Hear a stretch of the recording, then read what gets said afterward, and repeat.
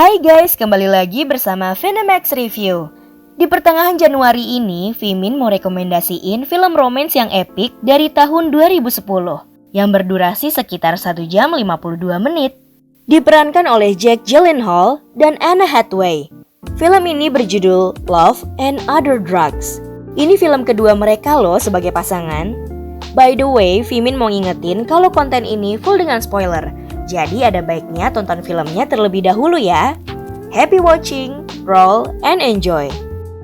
Scene diawali Jamie yang diperankan oleh Jake Gyllenhaal yang bekerja sebagai sales di toko elektronik.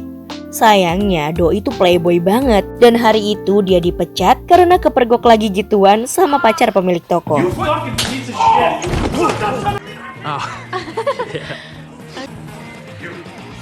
Don't you ever fucking come in here again! Priced equipment, you son of a bitch! I'll fucking kill you, you piece of shit! Di rumah, Jamie terkucilkan karena keluarganya semuanya sukses di bidang kedokteran. Saudaranya nyaranin Jamie buat jadi sales Pfizer dan jual ke dokter-dokter. Jamie pun belajar dengan ikut banyak seminar. This, ladies and gentlemen, qualified healthcare professional. Damn, that's 33% less angry, but shit! Teenagers. Unproven. Proven unreported. Pas awal-awal praktek, Jamie banyak gagalnya. Jamie ngertinya cuma ngerayu cewek doang, jago banget malah. Setelah ngelihat pesaing dari perusahaan lain, akhirnya Jamie nemuin cara buat promosiin barang yang dia jual. Dia pakai wajahnya dia, Prince Charming dengan bunga dan rayuan. Jamie juga curang dengan ngebuang obat-obat dari pesaing. Tapi tetap aja, Jamie belum bisa memenuhi kuota. Satu-satunya cara adalah dengan ngebujuk Dr. Knight, dokter yang dijadikan panutan untuk dunia perobatan. Karena kalau dia pakai obat Pfizer, pasti banyak dokter yang bakal ikutin. Suatu hari datanglah kesempatan Jamie buat deketin Dr. Knight. Dia nyogok pakai uang $1.000. Bilangnya sih biaya partnership. Akhirnya Dr. Knight izinin dia marketing obatnya sambil Dr. Knight periksa salah satu pasien Parkinson, yaitu Maggie, yang diperankan oleh Anne Hathaway. My apartment was burgled yesterday and they took my part. Yes, they need to squeeze me in, so. Yeah, Trey's a great guy. Oh, well, I wouldn't.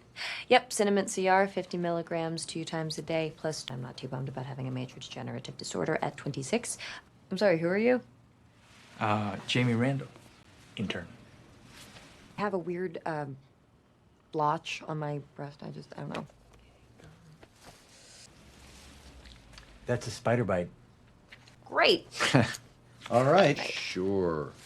Maggie ngebuat Jamie takjub dan ngebuat ia tertarik.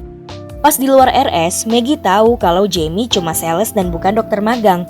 Habislah Jamie dipukulin Maggie karena di ruang dokter tadi, Jamie bahkan ngeliat dada Maggie pas lagi diperiksa. Jamie yang tertarik dengan Maggie akhirnya dapetin nomornya dari suster di rumah sakit dan langsung telepon buat ajak berkencan. Dengan rayuan mautnya, akhirnya Maggie mau dan mereka pun berkencan. Kencan yang langsung tanpa basa-basi karena mereka tertarik secara fisik.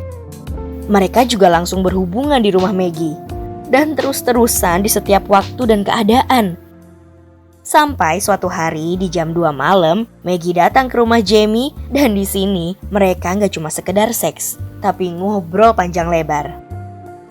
Paginya Jamie ketahuan kalau selama ini dia suka buangin obat dan abis dipukulin. Jamie juga nggak bisa naruh sampel karena suster dan resepsionis udah disogok ke Hathaway dari pesaingnya.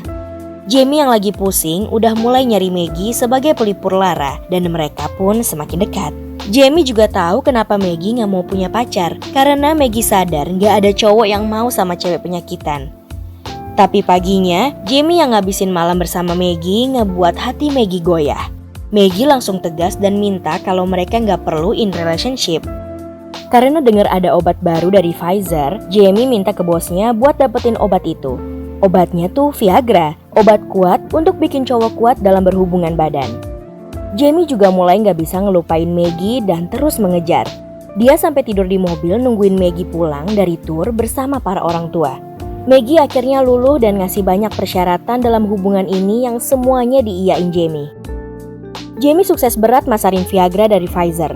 Hubungannya sama Maggie juga berkembang dan mereka akhirnya mengakui kalau mereka pacaran.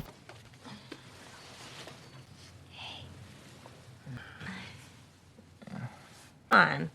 Come on, I'm an artist. This is work. This is too weird. Yeah, well. What? You use fuck all the time. No, not fuck girlfriend. I guess I am. Jesus. Semua berjalan baik buat Jamie. Sampai di suatu hari, saat di pesta kesuksesannya, Jamie bahkan pulang ke Maggie dan ninggalin banyak cewek yang goda dia. Dengan panik, sambil sesak nafas, dia ngaku kalau dia udah cinta banget sama Maggie dan ini pertama kalinya dia bilang I love you. Maggie juga akhirnya nunjukin sisi dia yang rapuh kalau dia takut. Dia takut mati dan gak mau ngebebanin orang yang dia sayang. Jamie ajak Maggie ke acara Pfizer, namun Maggie pergi ke seminar seberang pesta. Seminar yang berisi orang-orang Parkinson. Maggie pun ngerasa bahagia karena dia gak sendiri. Jamie yang gabung ke seminar dinasehatin sama seorang suami yang istrinya kena Parkinson level 4. Dia dinasehatin kalau dia mending cari cewek lain yang sehat.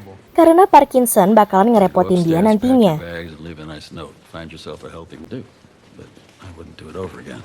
Maggie yang bahagia karena pulang dari seminar pun bilang I love you ke Jamie. Untuk pertama kalinya, Maggie merasa hidup dan semua berkat Jamie. In my life that I've never not felt alone.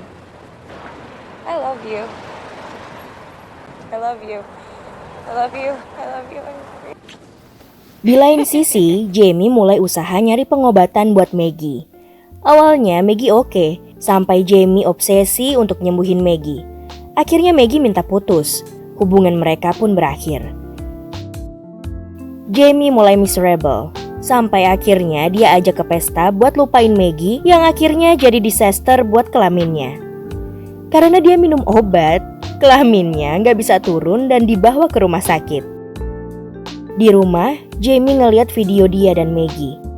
Jamie juga nyadar kalau dia bahagia sama Maggie walau Maggie sakit. Akhirnya Jamie pergi buat ketemu Maggie. Pas ketemu, dia bilang kalau mereka bukan pasangan kayak orang kebanyakan. Mereka juga bakalan bergantung satu sama lain. Gak cuma Maggie yang nantinya hanya bergantung pada Jamie. Begitupun Jamie. I need you. Please go away. Can you just get off the bus so we can talk for a second? Just for a second. 5 minutes, then I'll let you go. I'm full of shit, okay? Never cared about anybody or anything. You didn't see me that way. And then you made me believe it too. I need you. And you need me. I don't. Yes, you do. Maggie dengan berani akhirnya mau nerima Jamie. Film pun berakhir dengan happy ending. Places to go. Universe, there's a couple that's just like us. Jujur sih, nonton film ini tuh takjub sama akting profesional dari Jake Gyllenhaal dan Anne Hathaway. Chemistry mereka oke banget sebagai pasangan yang saling cinta tapi gak menye-menye. Hubungan mereka hubungan orang dewasa yang penuh logika dan gak cuma cinta. Film ini juga ceritanya setting tahun 1990-an, tapi masih oke banget ditonton di zaman sekarang. Coba ditonton deh guys, filmnya bagus banget.